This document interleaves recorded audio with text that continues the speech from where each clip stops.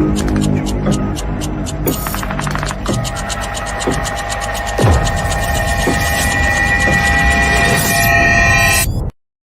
you ready?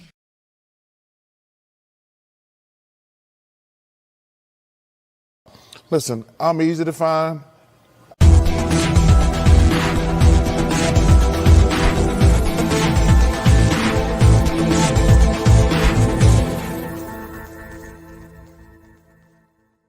And then they can kiss my ass. What's going on, ladies and gentlemen? It's Nathan back with another video presentation. Welcome, Big Nate Sports Talk, episode 25, yes, of season 8 of the podcast. Before we get into the video, there is a few things I would like to say up front. I did try to go live earlier today with the Baltimore Orioles and the fiasco that's been happening with the Angeles family, that I'm going to hold my anger until after this very special episode.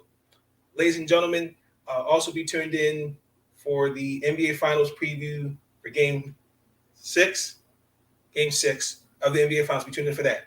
But that is enough talk. Ladies and gentlemen, I all day I have been focused on this episode. I didn't think it would happen, but just walking out on faith and just taking an opportunity and saying, hey, I want to do this, and it happened. Ladies and gentlemen, I want to bring on a very, very special guest, one of my favorite basketball players, McCall. Ladies and gentlemen, please welcome WNBA ball player Erica McCall.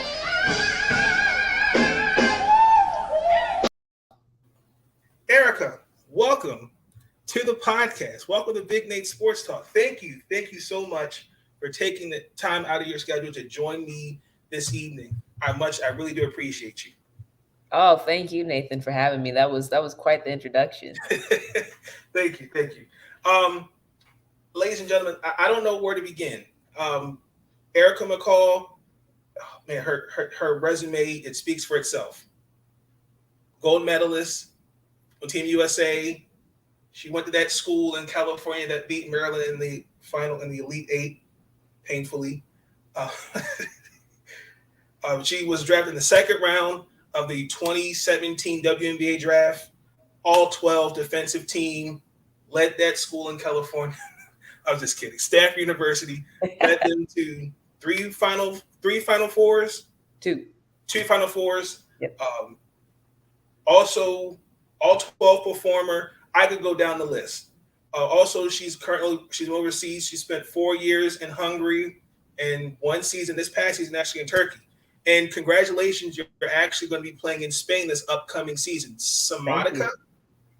Salamanca. Thank you. So, Thank you. But Erica, thank you. Man, that is a accomplished list of things you've done so far in your career. And also, this is her 5th season in the WNBA.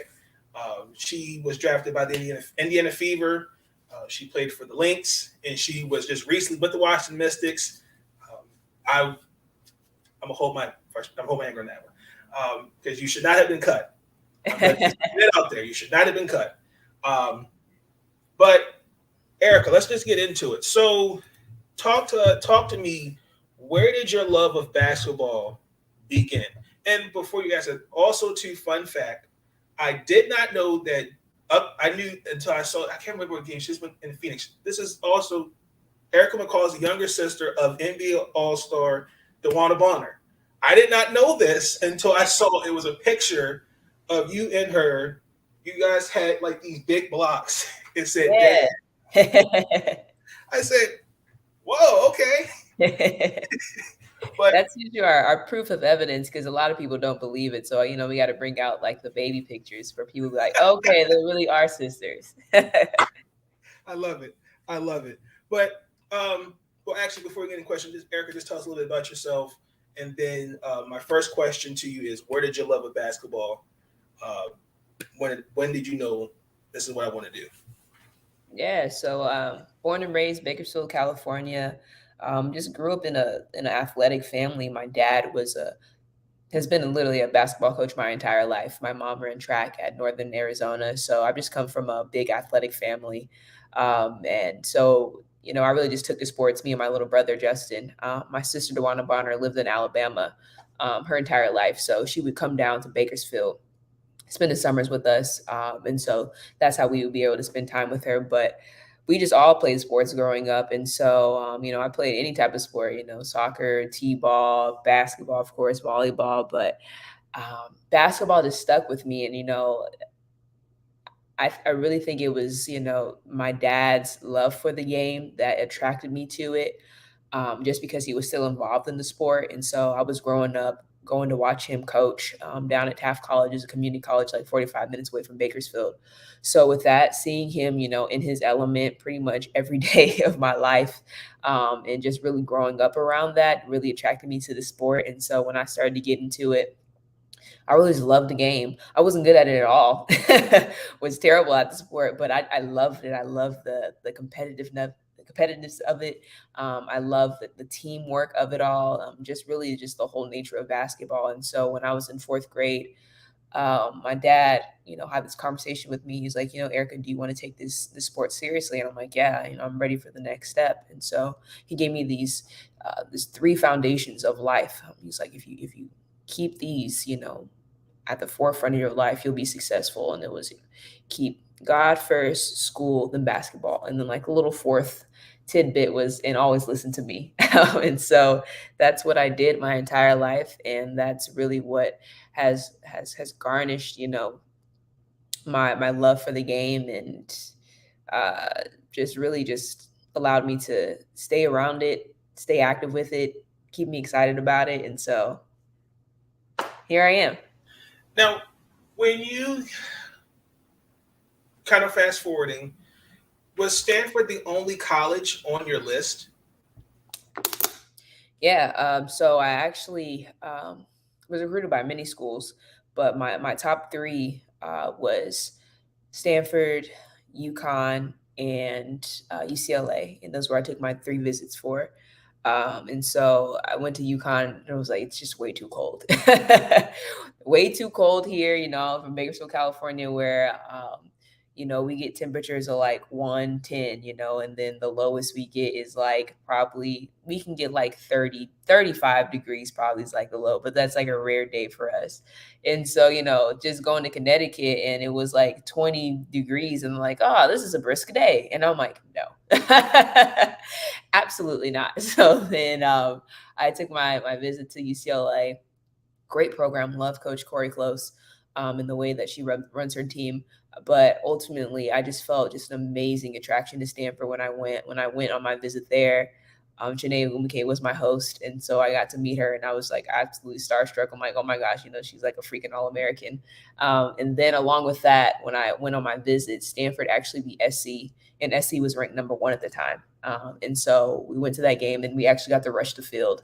And so it was just, and I had an amazing experience there on my visit. I'm like, it really just couldn't beat. I mean, UCLA went to a Big Sean concert, but I was like, you can go to a concert anytime, but when you get the opportunity to be able to rush the field, And so just the connection I made with the girls there allowed me to choose Stanford. And of course, I mean, who can pass up a Stanford degree? There's nothing wrong with that. Nothing wrong with that. No, nothing wrong with being a Cardinal. I respect that. Now, You did say it can get 110 out there. Just curious, what is the temperature today out there? Today it's 98. It's not that hot today. We consider this, it's hot, but it's not like blazing. Like we can do this. This is, pretty much an average day for a summer in Bakersfield. Well, you've been over here in the DMV, so you know what the summers are like. I do. It can get hot and humid too, which I was surprised about. Humid is not the word I'd use. Gosh. But when you, even like during your time at Stanford, or even before Stanford, because you were with AAU, Mm-hmm. like, did you play with alongside any future WNBA ball players? I did. I played for Cal Sparks, which is based in Los Angeles. So I have to drive from Bakersfield to go to practices and tournaments. And so I played along with Jordan Canada. on our way to, be a superstar, in the WNBA. Shout out to Jordan But Canada. yes, Jordan Canada. I played with Rashonda Gray. She was Okay. there my first year, and so she was one of the people that helped me welcome in on the team, because I was coming in from Bakersfield and the new girl, and she just really just embraced me like family there. So her don't know if you know of Carrie Corver, which is Kyle Corver's cousin. Yeah, But okay. she's actually the director of operations with the Sparks right now. So That's she's right. still Okay, that's right. involved. Yeah, she's still involved with the league. I'm thinking, am I thinking of anyone else? I think those are all who are in the league right now. But after me, Dejanay Carrington was part of Sparks. They had a couple more people that were a part of Sparks. But yeah, I mean, it was a blessing to be on that team, because I was playing on a club team in Bakersfield, and we had one coach come to our games to the viewing tournaments. And I remember actually going to a tournament where Cal Sparks was playing, and the whole gym was packed. Everybody was there. They had 100 coaches around, watching the games. And me and my team were like, man, this is so cool. I was like, this will be amazing. And the next year I ended up playing for that team. So yeah, it was really cool, really big blessing to be on there. Shout out to Albert Kennebrew for giving me the shot. He really was like, yeah, she can try out, put her on gold, which is the top team, see how she does. End up sticking. So because of him and because of that team, I've got the opportunity to play at Stanford University. You were also in the FIBAs. You were on the U16, 17, 18. Talk about that. Talk about that experience. What was that like for you? Yeah, so I had the opportunity to play for USA when I was 15 years old. That was when they were doing the open invites. They don't do this anymore now, but at that time they were allowing literally anyone. If you want an opportunity to play for USA basketball, you can come. You can sign some paperwork and come to Colorado Springs. So it was 500 people, 500 girls there. I'm trying out for a 16 Wow. for a 12-man roster, and so it was hectic. It was crazy. Feeling you got to beat out, literally hundreds of people, to try to get people to notice you. And so I remember my dad was like, you need to wear clothes that make you pop. So I would wear red shorts, bright colored shirts, just help me things like that to pop out. Even though I was one of the invitees, so they invited people that they also had an open call. And so I just remember it was a crazy time, and just being there to get my name being called out. It was amazing. It felt like junior high school, because every time they had a cut, they would post paper on a board, and you would run. You would run and go see, if your name was on the board. If your name was on the board, then that was it for you. If you was, you got to continue on. And every time they put, a new posting of who was making the team, I would give my dad a thumbs up.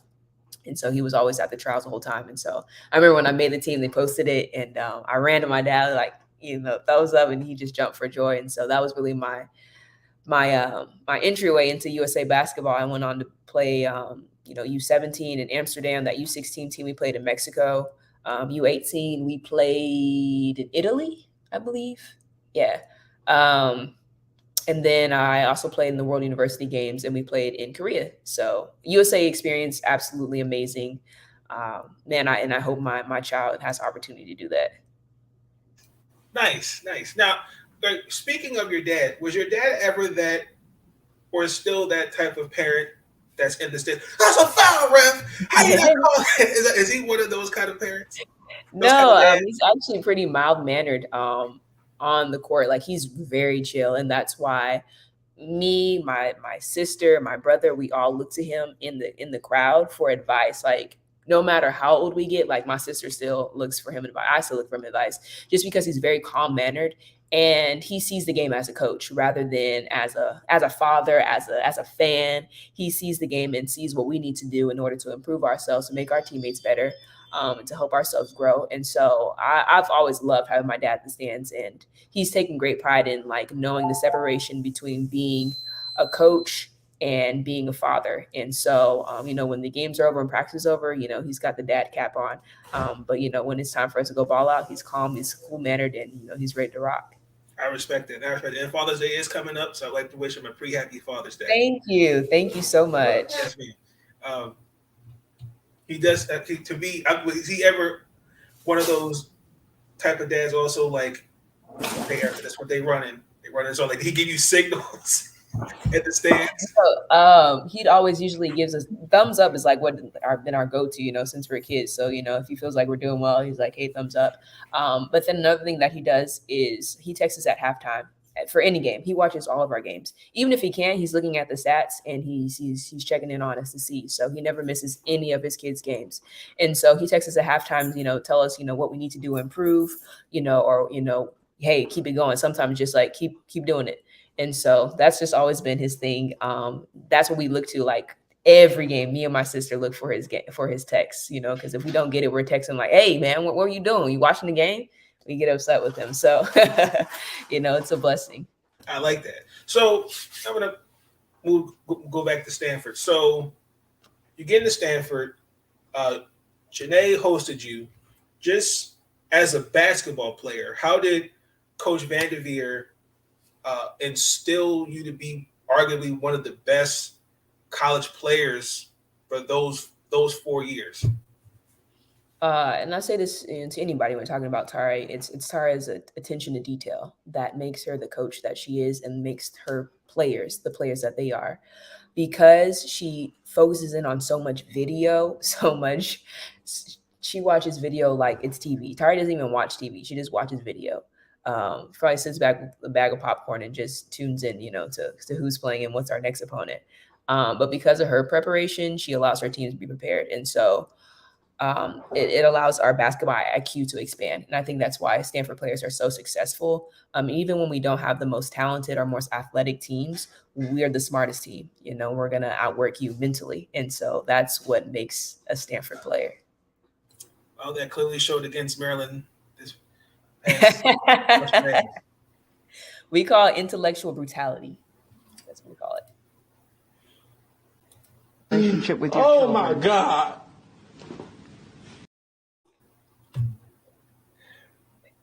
I'm just kidding. Okay. So your 4 years is up at Stanford. You declared for the draft. Can you talk about that process? Like what is it like? When do you start thinking about declaring, and just talk about that? Just talk about that process. What was that like for you? Yeah. So my whole college career, I knew that I wanted to play in the league. So I set myself up academically to be able to finish my years at Stanford, my senior year, early. So I wouldn't have to deal with all that. I knew like if I got drafted, I was gonna have to, be in finals, be in school still. I didn't want to have to deal with that. So I really prepared myself mentally and physically to get ready for the draft. And so senior year, it was tough on me because I had to put a lot of expectations on myself. When professional coaches, league coaches would come to practice, I would get super nervous and just wouldn't even practice the same, as what I usually do. And so it was really tough for me mentally. But once the season was over and I had a really good tournament, I was like, put my mindset, I was like, that I was going to get drafted. I didn't know where, I didn't know when, and I didn't know if I was going to be able to go to the draft. But they called me. I was like super hyped because my sister was drafted 5th, and she had a draft experience. And I'm like, cool, I get to experience the same thing that my sister does.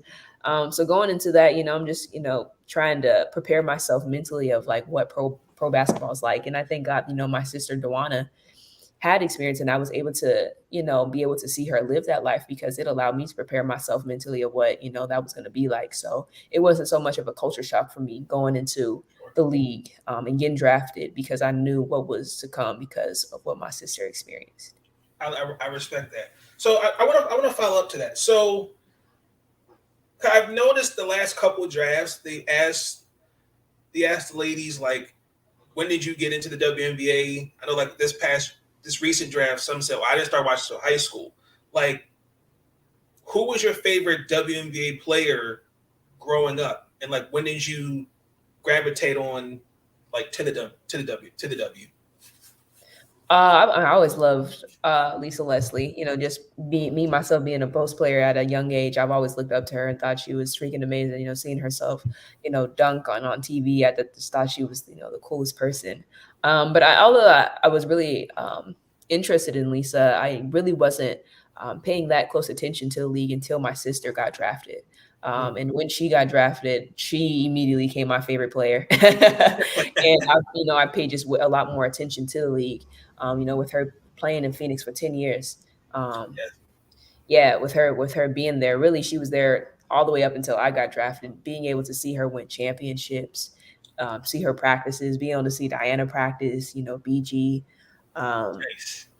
Yeah, it was really cool to be able to get to experience that. I remember one time Sandy was the coach, and they let me come in the locker room and like peep, kind of they were watching film, and I got to watch film with them. I just thought it was the coolest thing ever. Nice. Diana saying, "Hey, what's up?" to me, and I just thought I was hot stuff because I was in the locker room with the Phoenix Mercury, being able to see what professionals do. And so that was really cool for me able to get a peek of that life, before I entered into it. I like that. So draft day, your name was not called, and it should have been called in the first round, just for the record. That's just Thank you, Nathan. You're so supportive. Because don't get me wrong, your draft class was actually one of my favorites because 2 Maryland ball players came out that class. They did. I'm just kidding. No, but you came out with Kelsey Plum, Alana Coates, Brittany Sykes, your friend, she went to Oregon State, Sydney Weiss, yes. Lindsay Allen. Go ahead and list your Maryland piece. Go ahead. Brianna Jones and Satori Walker Kimbrough. Yes. That was, in my opinion, that was a stacked class. Your name wasn't called until the second round. You were the 17th pick. Yep. 17th overall by Indiana. Just talk about the call and in that moment, what did it feel like? Oh man, it's a dream come true. But I remember all before that. I mean, it was nerve wracking. We had such a janky draft. We were the draft that they try to do technology sound, and yes, that was not try to make it everything really high tech. It was just it didn't work out well. So we were all confused. Poor Kelsey, when they called her name, she didn't even know where to go. Like she was like, do I sit here? Do I stand here? Do I go to a stage? There was no stage. That's right. There was no stage. Yeah, we heard our names, but the people, they were calling our names and we couldn't even see Lisa call our names. So we're just, it was like we're in a back room, and they're calling our names. So it was really weird. A really different draft, but of course an absolute amazing blessing, to get called. But they kept calling people and calling people and calling people, and I'm like, okay, so there's some teams where I was like, no, I'm good. I was happy I didn't get called, because I just knew opportunity for me to be able to play. I'm like, okay, that's probably not going to be the best fit for me. And so teams kept calling, and then before you knew it, I was the only person, sitting down, waiting for my name to get called. Everybody else got called first round. And so I was like, just waiting there. And then should have been a first round pick. Thank you. A lot of people were surprised that I wasn't first round pick, but you know what? God has, a reason for everything. But I remember Chanae actually came by. I mean, Dante was like, you're going to get called soon. Everyone's like, don't worry. And Chanae was like, Bird is coming. Indiana's going to call you. Chanae actually came over because she was working the draft. And I was like, okay, Indiana. Like, okay. And they called me, and I was like, let's go. I was hyped because I was actually Indiana's first draft pick. There was their first pick in the draft. Yes, it was. So I was like, I'm like, hey, I'm a first rounder because then they're, I'm still their first pick. So that was my mindset. But either way, I was hyped. Dream come true. Absolutely, still my favorite moment being part of the league was getting drafted. I didn't care, what number I got. Drafted. I was there with my family in New York City, something my sister got to experience and I got to experience as well. And man, just an amazing, amazing moment. I love it. Now, your rookie year, you were drafted by the great Pokey Chapman. Yes. Just talk about what she meant to you. Go to your rookie year. You're actually coming off you're kind of coming off the post-championship team with, I think Tamika had just retired. Brianne January, Tiffany Mitchell was on that team, if I remember. Yep, we had Marissa Coleman. Erica Lewis here there. Yep. Was Natalie on that team? Yes. Yep. Natalie Yep. was there. I was the only rookie, so that was really weird. That was quite a different experience for me being the only rookie on that team. Um, Jeanette Poland was there. So it was quite an interesting first year because, like you said, this is literally the beginning of when the Indiana Fever was searching for a new identity. Now they're Yep. still searching for a new identity. They're still in the midst of that. But this was the first year Yep. of it all, and I thought it was super cool because I thought it was amazing to be coached by a Black woman. I was really excited to be coached by someone, a woman of color, a woman who's been successful. Has coached amazing players like Simone, like Big Sil, and so I was hyped to be able to play for her. And getting there, I know it was a tough adjustment for everybody. It was my first year. It was Pokey's first year. It's a lot of people's first year, Mhm. and so it was a battle, but Pokey, what I appreciated the most about Pokey was just how knowledgeable she was about the game, Yep. how passionate she was about the game. I don't think I've had a more passionate coach, and just how much she expresses that passion. Yep. And some people may say Pokey is crazy the way she expresses her passion because we No, know how Pokey can I don't think get. she's crazy. But I appreciated it so much just to see someone that loves the game and to see someone when we lost, it hurt her. Sometimes you have coaches who, you take a loss and they put a lot of blame on the team, or they're like, "Come on, you guys got to be better," and you don't really see the emotion in them. But when we lost, Pokey hurt. When we won, Pokey was so joyous. And so she was a big players coach, and I appreciated that because coming in from college, where I had Tara, who was very uh, rigorous, Right. very rigorous in the way she approaches practices and games. And then coming to Pokey was a lot more chill, more lax, especially my rookie year. It allowed me to transition a bit more easily than others were, who had maybe a tougher coach. Nice. Nice. Now, you were with Indiana for 3 years. Um, During those 3 years, like this was Indiana trying to find its identity. Yeah. Tamika had taken over as GM. I remember going into the 2020 season. You were with Atlanta, and then you went to Minnesota. Yes. So going down to Orlando for the season, did you have like what was your thought process? Did you want to play? Did you not want to play? Like talk about that. Oh yeah, I absolutely wanted to play. I was ready to get back into the league. I was waiting for my call. Every day, the bubble season has started. Teams already went. I was waiting for my call every single day. Waiting for my agent to call me. And so when they go, when Coach Nikki called me from Atlanta, I was like, I was hyped. I was watching Hamilton with my mom, and she had called, um, and I was just so excited to be able to have the opportunity to play in the league again.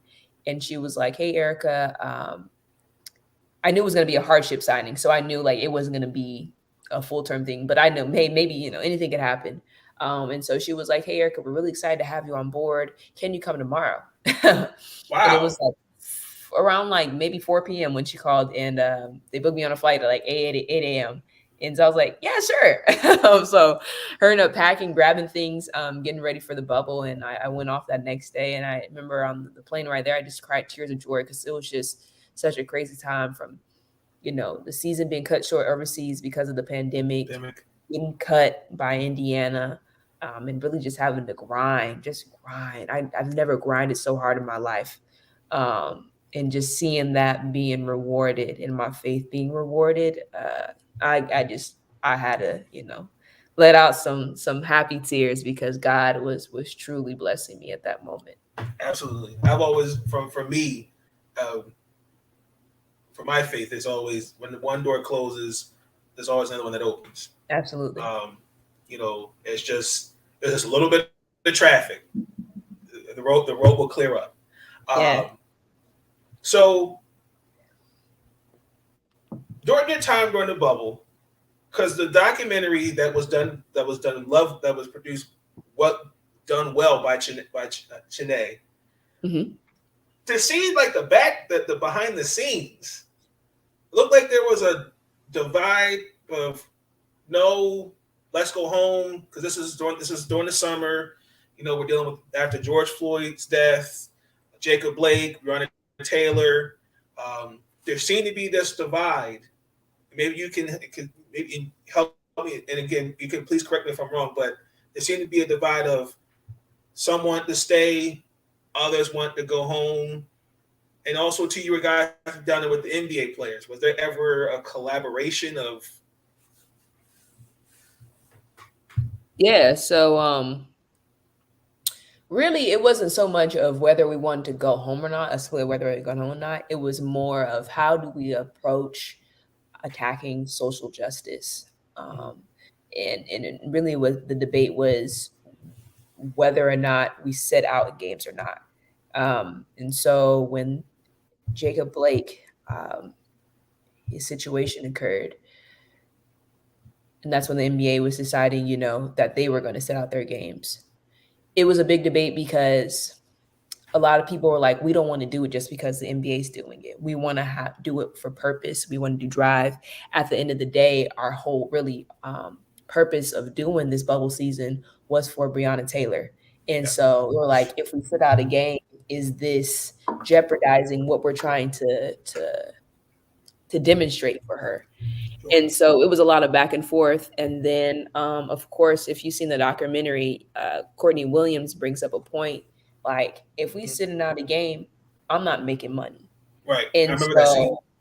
And that was kind of a big thing because I feel like there was more people out there who was thinking it. She was just the only one that was, brave enough to, speak up and say it. She was like, I've come here to play and to make money. I have people at home I need to feed, which is an incredibly valid point. And so everyone was like, we hear you, and we appreciated her. I think some people thought she was crazy. I think some people thought, yeah, she's right. And so, of course, we had mixed emotions with that.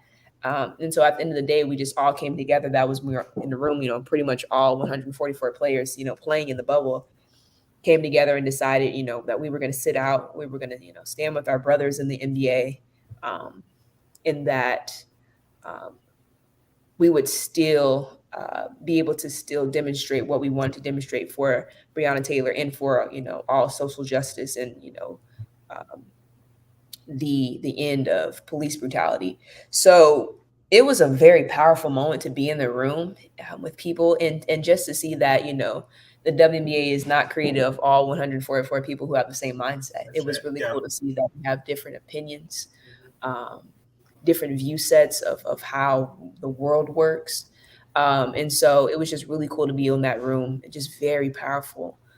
So probably an opportunity that's never going to happen again. And to be in there and to be able to, hear, others' voices and help make a decision, what we wanted to do for the league. It was just very cool. I wish we could have done the CBA like that. I agree. But I know it would have been way more difficult. There have been way more opinions as to what we should do. But I appreciate the Players Association, the board, all the higher ups that, with Chanae and NECA, Nadia Chama, one of those, Alicia Clarendon, for them being, our voice because, we all can't do it. So I'm really appreciative of them. I thought, even when I saw it live on TV on that network, ESPN, when I saw it, I was like, wow, that's powerful. Well, I even the scene watching the documentary, I was like, damn, was it that tense in the room? I'm surprised no furniture was thrown, but it was really tense and it was really quiet. And then in the end, it was really powerful because we all came together and we did kind of like a candlelit. Yes. Yep. Yeah, a candlelit kind of memorial of the lives that were lost. Celebrating the lives we have today and pushing forward. And so it was just a really beautiful moment. So tense and sometimes, but in the end, we all came together and just lifted each other up. Well, for me, as a fan of the W, and just watching what all 12 teams, all 144, well, it's not 144 this season, but just what the league is doing to really bring awareness to these social issues. I thought it was very powerful, particularly with Breonna Taylor, George Floyd, because I thought all of you guys were not going to play. I was surprised it was just for a couple days and then resumed back to normal. Now, during your time in the bubble, fun fact, you're a karaoke singer? I am. Is that true? I am a huge karaoke fan. Yes. Did you sing any karaoke in the bubble? We did to anyone per se, like to a group of people.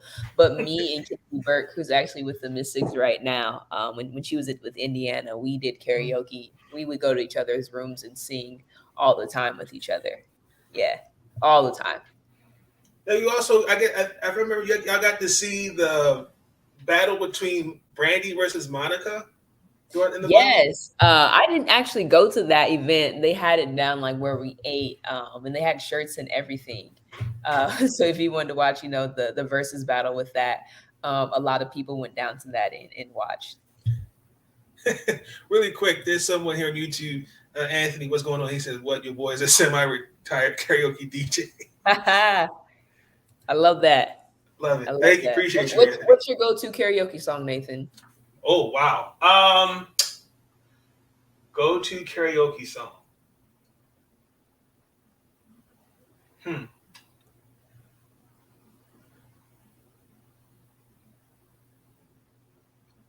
going to say Tears for Fears, Everybody Wants to Rule the World. Okay. My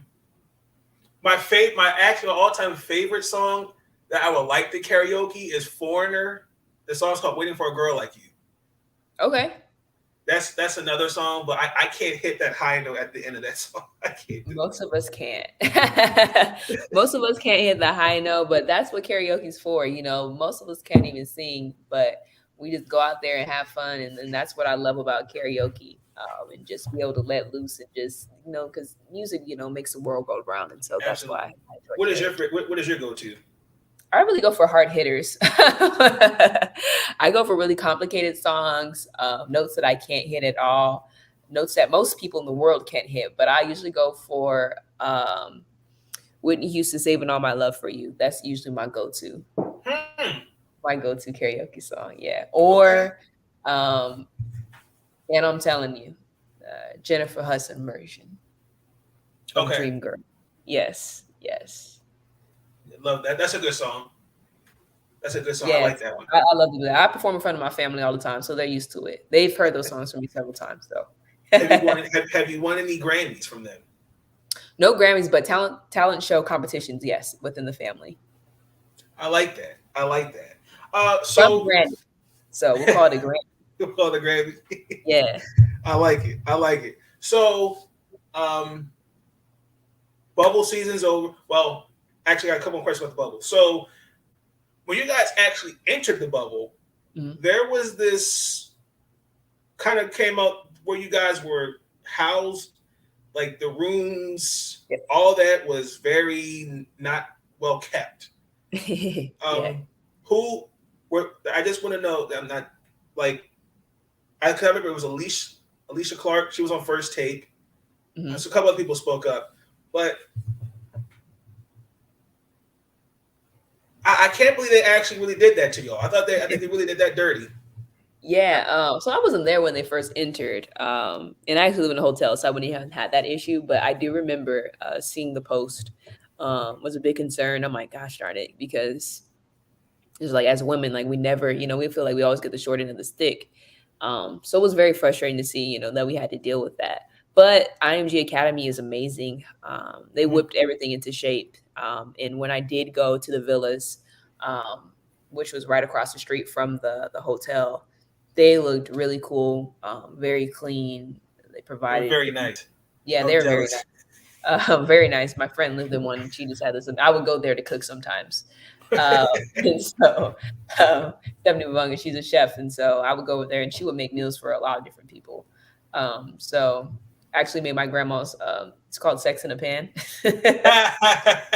I made my grandma Sex in the Pan for my Mystics, for my Lynx teammates and a few of the Indiana Fever girls, and so that was really cool to be able, because it was like I said, it was like basketball camp, summer camp, right? Is Where that you like got, with like instant like pudding, something like that? yeah, it is maybe instant pudding, yeah, Okay. that's it. Nice, you know it is. Yeah, it's really Okay. I had good to think about it for a second. with a I think my, walnut, my with a mom walnut tried to make crust. that one time. Yes, it's really good. Okay. But yeah, that was like summer camp. So like you got to see like all like, your old teammates and people that you used to play with. I got to see my Yep. sister all the time, which brought us closer together because we never got to see each other. Our schedules are so crazy. And so we actually got to celebrate our birthday together. We have the same That's birthday, right. and so we Their got to celebrate birthday. together in the bubble. Yeah, so that was really fun. Like that. I like that. So Yeah. during your time, you in the bubble, you were with Minnesota. Just your time coaching with being with under Coach Reeves. Like, what was that like? Oh, it was great. I was so grateful to be on that team. One, because the leadership of Sylvia Fowles is absolutely amazing. Her being one of the best bigs in the league of all time, just to be in her presence, I was excited about that. And of course, they had young talent with Nafisa Collier and Crystal Dangerfield being there. That was the year that she won Rookie of the Year. And then Yes. Coach Reed, she won how many championships? Five Uh, championships. yep. And so I was like, man, this is gonna be tough. But I knew it was gonna be hard because Coach Reeves demands excellent at all times. You can never slack around her, not in practice, Yep. not in games, not even shoot around. And shoot around we tape. Everyone's always surprised when you hear that. Shoot around for any other team in the league. It's lax, go over plays, shoot around, and that's it. Not with Coach Reed. We get taped. We're gonna play 5-on-5. We're gonna go scout, and then we might shoot a little bit at the end. Nice. It's a full practice, and so just her demand for excellence made me a better player, and that's why I appreciate her so much. And I like that. and that year, it was really, I wouldn't call it a breakout year, but it was just my year of confidence. My year, really, I got my groove back that year, and I'm grateful for the Minnesota Lynx having me on and being able to, trust me in what I do and able to help them, make it to the semifinals. And that was my first time making playoffs. First and only time making playoffs was in the bubble. So that was really, so yeah, I appreciated that. It was a lot of fun. Yeah, you did act. That was, I believe, you played 20 games. Your minutes were kind of down, but shooting from the field, you looked really good out there. Thank you. Cause I know, like Minnesota, they were really trying to figure, and Indiana, they were trying to figure out how to use you and their system, which I kind of feel like Indiana doesn't know. Never mind, I'll leave that alone. But I'm gonna fast forward, out of the bubble, you get traded to the Washington Mystics.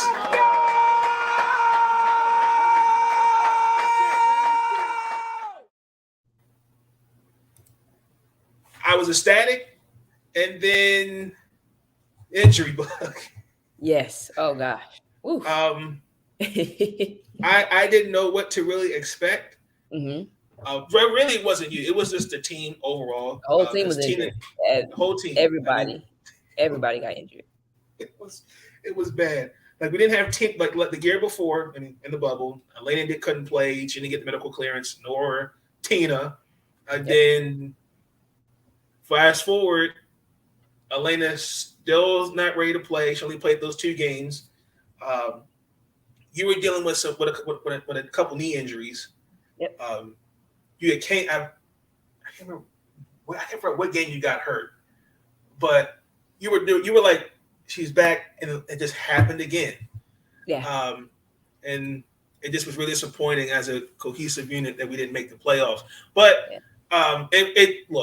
things happen. But it was really great to see you out there on the court. The time that you did play. I know you did start 6 games, if I remember correctly off the top of my head. But just what did getting that call, being traded from Minnesota to Washington, what's Coach T like? I know he really emphasizes culture, all those things. So just talk about your time as a Washington Mystic. Oh man, I loved it. I absolutely loved it. Absolutely, my favorite WNBA experience for sure was playing with the Mystics. Um, just from one entering the building, I was like, "This is worth a practice." Like, Yes, the facility is top notch. I never got an opportunity to practice with the Lynx in Minnesota because I was in the bubble, but I bubble. heard theirs are pretty darn good. But for sure, like they're either number one or number two in the league for facilities, and so I was like they have all this high tech stuff for like lifting, let alone the Wizards were still in playoffs when we were getting ready for the season. So like I was like saying hi to Russell Westbrook and Bradley Beal and just they were like family. They were just like, hey, what's up? Treated you like regular people. In the back of my mind, I'm like, oh my gosh, it's Russell Westbrook. Texting my best friend like, I just said hi to Russell Westbrook. It was like three different occasions when it happened, and each time I got more comfortable. The first time he was like, hey, what's up? And I'm like, hey, how you doing? How's it going? But I mean, just the culture there, like you said, is absolutely amazing, and because you have the support and the system to with the best of everything, it allows the basketball to be easy, and so like you said, Coach T preaches on, culture. And so that's like the first thing that he tries to build is us, his team really coming together and supporting each other from the Yep, absolute beginning. And I loved all my teammates. I without a loved shadow them of a doubt.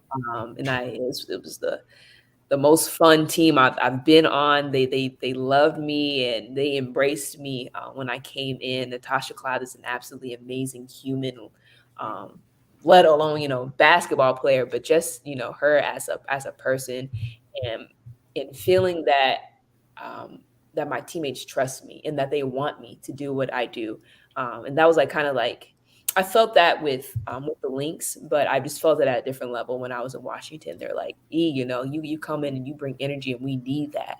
Like, we Yep. need you to do that." I never had a team like need me. And so, And when um, when your number was called, you did do that.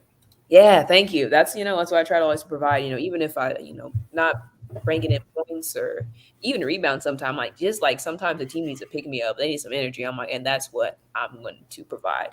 And so just with that and Coach T, he was just absolutely amazing coach. I was actually like really surprised like at how chill of a coach he is.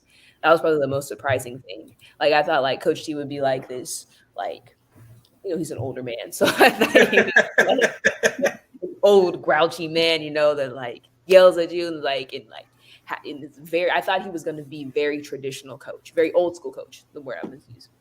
It's gonna be very old school, having you in the gym for hours, like practice and yelling at you. And he's very chill. I mean, of course, he's gonna yell at you sometimes if you mess up, you being a bonehead, but we all are boneheads. But like practice is like an hour and 15 minutes, like that's it. And so, Really? Wow. yeah, practice are really short. Get in and get out. Granted, I was there all day because of being in the training room and lifting. So you were there in the gym all day, despite practice only being an hour 15. But the Hmm. basketball side was very short. Um, and he's a really chill coach. Just a great guy. Cares for his players, and yeah, he made me a better player just because the way that he trusted me. I like that. I like that. Now, unfortunately, you got injured um, during that season, and that's when I kind of started to notice like the injuries, like, and they were just like they weren't intentional. They just were just random injuries. Yep. Like I think one of the injuries I think you had a brace on your right leg. Hmm. Yeah. I was like, I hope okay. They didn't look like a torn ACL or anything, so she's gonna be out for a little bit. Yep. And then came back, had another injury. So Yep. like during like just what is your like? How did you persevere during those injuries, especially even throughout your career so far? How have you persevered and just kept and pushing forward? Oh, my faith is a big part of that. Just knowing that God is always going to provide opportunity for me. And so I was a little nervous when I had got injured because I'm like, dang, like, am I going to be out for the rest of the season? Luckily, it happened in the beginning of the season, and Coach T was like, just get it done now because we need you, towards the end of the season more than we need you right now. And so I was like, okay, cool. It was really cool to hear, him like supporting me in that decision. So I got it done and pushed my way through. And just knowing that kept me going, knowing that, my team needed me. So wanted me to keep pushing every single day. And so when I came back, oh, it was a big blessing. I was so happy. I hated the dang knee brace, but I knew I had to have it, in order to, be able to do what I need to do. And so I adjusted. That was like the year of adjustment, truly, like for the whole team. Like you just had to adjust. And so like even like with a knee brace, I was still playing like significant minutes because we were just in like crazy. And so just me being able to do what I need to do for my team despite me being injured um, was my mindset. And then of course I got injured in the second to last game. I was still able to play and finish out the season, but I ended up because of the knee brace and me laboring so much on my left knee, I ended up getting some cartilage damage in my left knee. And so I had to get surgery for that too. Yep. Yeah. And then kind of fast forwarding during the off season, I remember him talking about resetting culture, different things like that. I was happy that you were coming back. Like, okay, healthy Erica McCall. Like, I know she could bring energy, whether she's starting, come off the bench. And then we're not even out of really preseason, and you got cut. Skip. Good Lord, thank the good Lord I am on FCC airwaves. I thank the good Lord. You got cut. Yeah. I'm still pissed. I'm still pissed. No, don't be upset. It was a decision that was like the right move for Coach T because I actually needed the rest for my body. I wasn't a healthy Erica McCall. I thought, coming in that I could be a healthy Erica McCall, but I wasn't. I got really banged up overseas and my body needed rest. And so that's what happened. That was the main reason why I got cut because I was injured. I wasn't able to practice in training camp. I wasn't able to play any games. And so, I just didn't have the opportunity to really prove myself due to injury. And so it was difficult, of course. It's still been difficult. I've kind of got to the point where I like miss it a lot. All before that, I wasn't missing it really at all because my body was just like so drained. And now I'm getting to the point where I'm like, man, I miss playing ball. I miss it. And so it's kind of been tough this past week adjusting to that mentally. But I know I'll get back to playing basketball sooner. Without a shadow of a doubt. Sooner than later. So like I said, my faith plays a huge role in that. Like you said, when one door closes, another opens. I have an opportunity to play in Salamanca, Spain. Actually, it was weird. The day I got waived was the day I got my contract for Salamanca, but it was actually so it was just a really crazy day of fully emotions. That morning I had got the contract, but then like a couple hours later I got waived. So I did not know. Wow, that's interesting. It was a crazy day for me. Just an emotional roller coaster, and I've had it full of emotional roller coaster days all the way up until this point. But my faith keeps me going, and just knowing that he hasn't failed me since. Yeah, absolutely. I'm still here, still kicking, still being able to push through and do the things I love to do, and I'm here with my family. And that's something that I've really cherished since being cut. And so just finding new opportunities. Like I got my podcast, really, focusing on that right now, focusing on my creativity while I'm out here resting and healing up. I like that. We're already getting your podcast. I have a question about that, but I will proclaim this before the season, even before All-Star break. I am predicting that one of these 12, I'm hoping it's the Mystics, but you will be back on the WNBA roster. Guaranteed. Nathan, you're too kind. I appreciate you. I really look, I understand you're dealing with injuries. I get it. Me personally, I'm one of those. I'm not a fan of cutting players. I feel like there should be like IR, where we're making sure you're taken care of. Yeah. You're still on the team. You're ready to come back. I think just cutting players left and right, I think that just messes up the team. but more importantly, like sometimes I think we have. I'm not taking a shot at Coach T. I think we just have guys that I don't think really know like how to really be a GM of a team. Like, okay, if I sign or draft this player and then like 2-3 weeks down the road or half a season, I'm just gonna let you go. Like, no, I'm one of those. Let me give them a chance, make sure they're taken care of, those different things. That's just how I look at it. Yeah. No, I understand. I think Coach T's mindset was just we just struggled with injuries just so much. He didn't have to deal with it this year. Well, And it's a long. it's a lot, but he's Lena's everything is planned with her. And so, man, the stuff that she has to do, it's incredible. She's earned my absolute utmost respect, just seeing the stuff that she's got to go through. So shout out to her.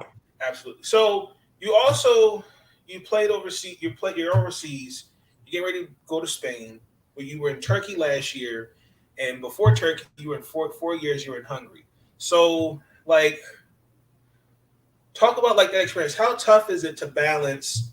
Okay, you're over here in the States, the WNBA, and then you got to transition. You're going overseas. Like, talk about that. Oh, it's exhausting. It's really exhausting having to do that cycle every single year. And really, you do it in college. Like, you don't get much for break. At least we didn't at Stanford. We got a week off. And I gave myself 3 days every. Now I'm like making my head. Wish I would have gave myself that full week, in college. But I gave myself 3 days off in college, and that was literally it. And so, really, I've been doing the cycle for 9 years now, and it's just really exhausting. It's really tough on the body. But as women's basketball players, we know like this is what it comes to, in order to make your money and your income. But I enjoy it. I love the heck out of it, even though it can be very tiring. I get to explore the world, meet new people, try new foods. And then for some part of of my season, I get to come home and play in front of my family, and so and play in really the best league in the world. And so it's an exhausting experience, but very rewarding. Very rewarding. I like that. You also played. You and DeWanna were on the same team in Hungary. So what was that like? Oh, it was amazing. Don't know if it'll ever happen again. So So I really try to cherish it, that those memories that we had. And it took a lot of thought to go into it because, my coach knew I wanted to play with my sister. And when the opportunity came about, he's like, we want to bring your sister. I'm like, really? Like, I didn't think it was going to happen. This was my sister. We were the small little team in Hungary. We were a really good team in Hungary. And in Euro Cup, we pretty much made it to the top 8 on our own. But we knew we needed some oomph, to get it, where we needed to be.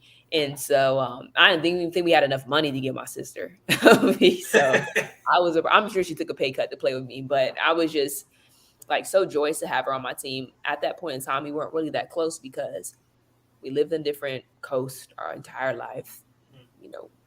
Our schedules are so busy as adults. And so for her to be able to come and for us to be able to bond, sisters and talk, and I would drive her to practice every single day. She didn't have a car, so I would drive her to practice every day. We would, just talk and bond and listen to music and talk about our dad. And it was just a really cool experience and something that, we'll definitely cherish for the rest of our lives. I love that. So just really, I want to follow up with that. So Brittany Griner, wrongfully being detained currently in Russia. We're now at 118 days. Yeah. Just how has her situation? How has that changed your perspective of going overseas? Like, did you have any fears when you signed that contract? Like, do I want to do this? Because also too, the commissioner, Miss Kathy Engelbert's kind of downplayed going overseas. It's like, oh, they do it for fun. But in reality, that's not the truth. Like, you guys are going over there to pay bills, put food on families' tables. Like, talk to me. Like, has thoughts like that ever come across your mind? A lot of us see the BG situation as an isolated situation. And we all have had really, really great experiences playing overseas. some bad experiences, but for the most part, all of us have enjoyed playing overseas. Even people that I know have played in Russia, like my friend Stephanie Mavunga, that was like her best. She loved playing in Russia. That was her favorite thing, was playing in Russia.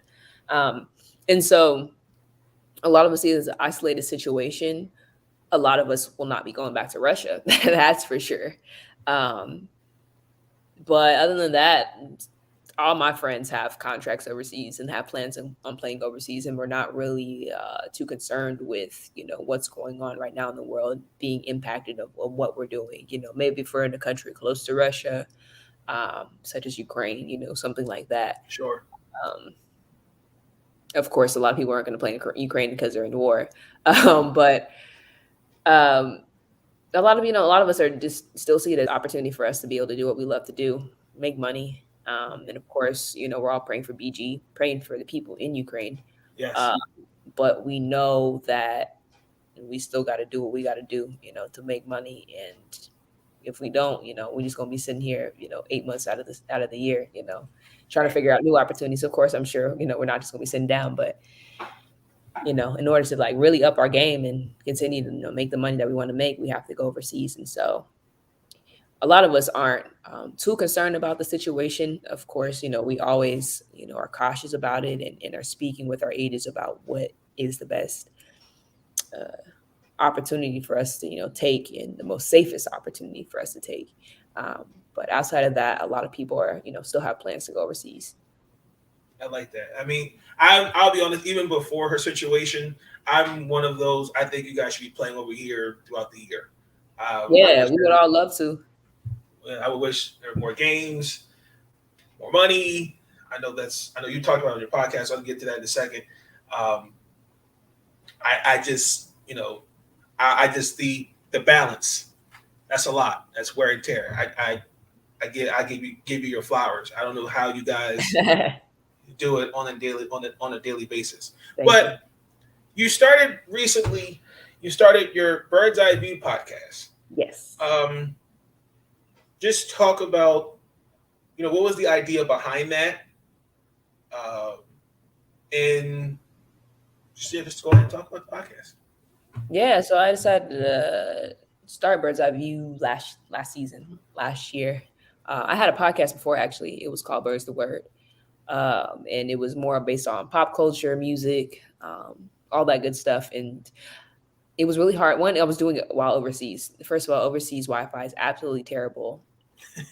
Really hard to do a podcast overseas because the Wi-Fi is just never reliable.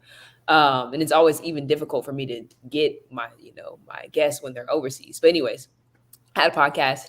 I think I did like 3 episodes. And it was really difficult for me because I was doing the editing. I was doing, all the graphics. I was doing everything for that podcast. And so it was just really exhausting, and it just took the fun out of it. And I was like, when I want to do a podcast again, I just want to create, I just want to be the host and talk and have a team, be able to hand that for me. So when I was, working with the agency I was working with at the time, I told them that. They're like, okay, we'll get you producers. And so that was really editing. I'm like, yeah, somebody does that for me, I am okay. And so that's when I started to do Bird's Eye View. And the concept, I was actually driving with Cindy Weiss. I'm like, man, trying to think of a podcast, what I want to do. I was like, what about overseas ball? No one ever knows about that. She's like, that's a great idea. And so there you had it. And my first season was just solely based on overseas basketball, different elements of the game. So I talked about faith. I've talked about coaching overseas. I talked about food overseas. And so just to get fans educated on what we have to go through over there. And because a lot of people don't know, they just know we go overseas and then 8 months later we come back and play in the WNBA. And so I wanted, to bring some knowledge and some wisdom into what that's all about. But entering this year, I'm on my second season. My first season was pretty successful amongst fans and amongst women's basketball fans. And so this season, I really wanted to broaden it up and allow, topics to focus on WNBA, Athletes Unlimited now, and overseas. And so that has really allowed, to stretch my fan base. And fans have got excited. I love it. Thank you. Thank you. Yeah, you're one of my most dedicated fans, and I appreciate you, Nathan. It's been a blast, to be able to do this, especially since I'm not playing ball right now, to be able to put, more focus into the podcast, into their creativity and how I want to attack things. I got a team, running like my social media. And so, just be able to expand my brand more. And so it's been really fun to have Bird's Eye View. If you guys want to check it out, we on Apple, we on Spotify, we on YouTube. I put the link in the description for people to check it out. Thank you. I appreciate you, Nathan. Yes, and yeah, it's a blast. And we just had Ty Harris on, and so all the South Carolina fans are going crazy. Yeah, they're going crazy on Twitter, ladies and gentlemen. Yeah, I mean, I'm listening to it at work. I didn't even finish it, but I mean, the first half of it is just fire. It gets better, honestly. Honestly, it keeps getting better as time goes on. So you're gonna enjoy it. Ladies and gentlemen, like I said, it's in the description below. Check out Erica McCall's Bird's Eye View podcast. A couple more questions for you, Erica, then we're going to wrap up. We're going to wrap this episode up, if you don't mind. All right. So, what's more important, acceptance or forgiveness? Oh, wow, that's a really powerful question. Acceptance or forgiveness? I think a younger me would have said acceptance. Just always wanted people to like me. And I still have a little bit in me today. But now I've gotten older and gained these really strong relationships with people, I would absolutely say forgiveness. Forgiveness would definitely be my thing I choose. I would say it actually they kind of tie together. I think for one, you have to forgive yourself. Absolutely. Ask for forgiveness. And I don't think acceptance is kind of a slippery slope. You don't have to accept a situation or anything. I mean, you can accept it, but more importantly, you can deny it or you can move on from it.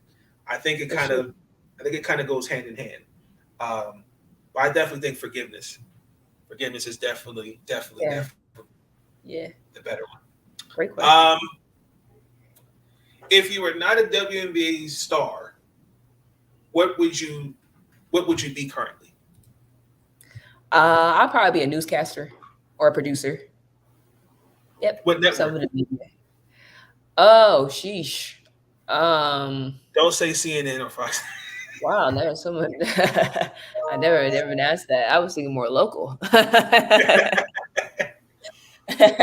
I was thinking Mexico, California. ABC News. I like it. But no, I would love to be able, and that's what I want to do. After ball, not newscasting, but get into to media, broadcasting, maybe commentating. I would love to have my own show, my own talk show. So I can see that. Been a goal of mine. Yeah. So people say, I have a knack for this interviewing thing. So, why not, make a career out of it. So I'm looking forward to seeing what the next steps are, after basketball, finishes bouncing. Lose it, you never win. Oh boy! That stuff is Yeah. So, a couple more questions. So, it's on tip of my tongue. Okay. You have to eliminate a fast food restaurant. In-N-Out, Chick-fil-A,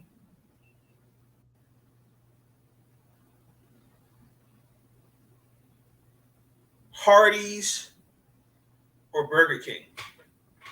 One we call it Carl's Jr. around here on the West Coast. It's always where I remember when I saw Hardee's when I was like, oh my, that looks just like Carl's Jr.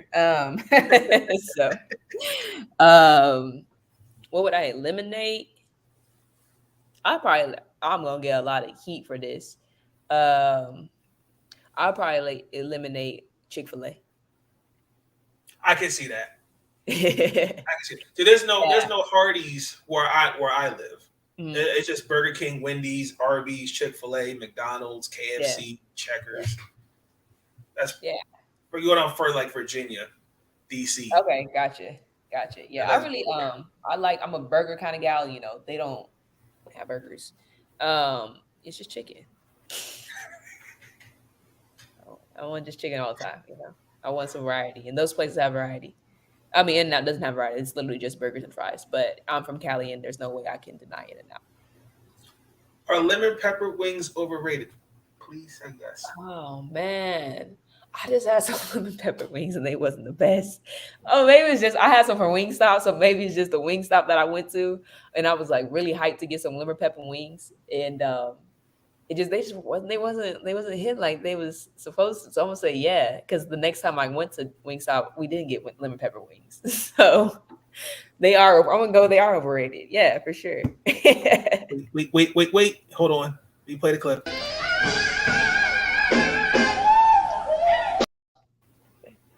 Thank you. I'm 3-0. We're trying to start this trend that they are overrated. Thank you. Thank you. 2 more questions and then we're done. Who are you pulling for in the NBA Finals? I'm actually going for Boston. Just for some parity. I agree. Yeah. So I'm the same. Boston. Crossing my my mom's fingers. going for the Warriors, and she hates when I watch it with her. She doesn't even like to watch it with me. I'm like, can you come watch the game? And she's like, no, you're going for Boston, and I don't want to watch if that's what you're going for. So it's kind of been a split house in here. The last question. What is your message to those that, for someone, that's strong on faith? I can respect the faith because for me, I got baptized twice, trying to build a relationship with God. Just kind of going the title of your podcast with Ty Harris, Facing Adversity. Even, what would you tell your younger self and even tell people today, things that have been going on we're seeing with just what's happening around us? Like what would the message you would send to people? Oh man, I would say, wow, that's a good question. For basketball, when it comes to sport, I would say don't take basketball too seriously. Just because, man, it's just a game at the end of the day, and it's something that you love to do. But for life in general, that's tough. I would say give yourself grace. I like that answer. That's what I would say, because a lot of times we're just way too hard on ourselves. Yeah. And if God gives us grace, how come we can't give our own selves grace? And so, come on now. Yeah, if we can forgive ourselves, like you said, forgiveness, if we can forgive ourselves and allow ourselves some leeway in life, because life's freaking hard sometimes. Yep. I think that, life can be a lot lighter. So yeah, I agree with that. That's my advice. I love it. Erica, just really quick, tell people where they can find you, what you got coming up. What's the plans? What you got coming up? Oh, coming up, we just got more episodes rolling out of Bird's Eye View. Just trying to get more creative, trying to bring in, guests that people don't usually hear from, along with some, some trying to get some star power too. Help spread the word of what women's basketball is all about. And outside of that, I'm looking to start a basketball camp out here in Bakersfield, California. If you want to send your kids to Bakersfield, if you're near Bakersfield, be looking on that. In July. Well, I don't have kids. Your nieces, your nephews, your cousins, your friends' kids. I know some people. I know them. Send them when the camp is great. I know them. Send them your way. Okay, say less. Yeah, it'll be out here in Bakersfield, California. So if y'all close to California, want to fly out here, it'll be out here in July. It'll be my first ever camp, and I'm really excited about that. I've been wanting to do this for a really long time. Now I have the time and opportunity to be able to sit down and plan it. And so, yeah, and I think that's it. Just me being me. Just look out for Erica McCall. And we can find you on Twitter. Yeah, you can find me on Twitter at birdstheword_24. If you want to follow the podcast page, it's at One Bird's Eye View. I actually run the podcast page too, so you get a little. But the podcast page is solely focused about women's basketball there. So if you love women's basketball, want to get some good tidbits, on what the players' perspectives about. Join in. It's a good time. Absolutely. Erica, thank you so much for your time. I greatly do appreciate you. Continue all the hard work that you have been doing. like I said, I guarantee that you will be back in the WNBA before the season's over, because the amount of injuries that I've seen and some of this talent. No, I'm not going to go to talent. Some of these teams could really use a player like you. Thank you. I mean that. I really do.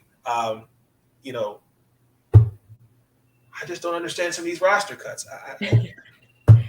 It's been a wild season for sure.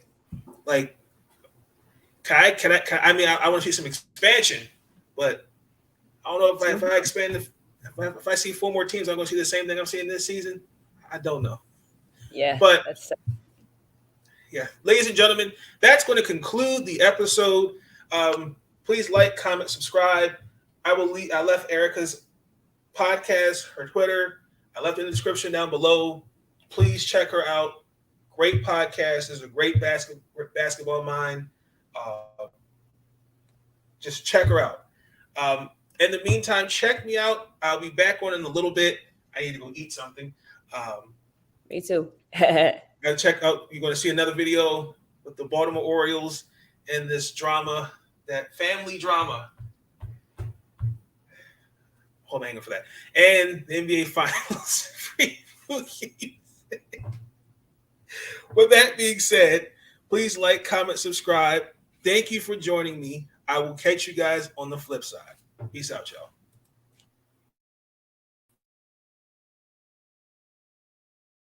Listen, I'm easy to find. These videos are tremendous. Like, comment, and subscribe, and hammer that notification bell. And listen, they can kiss my ass if they don't like it.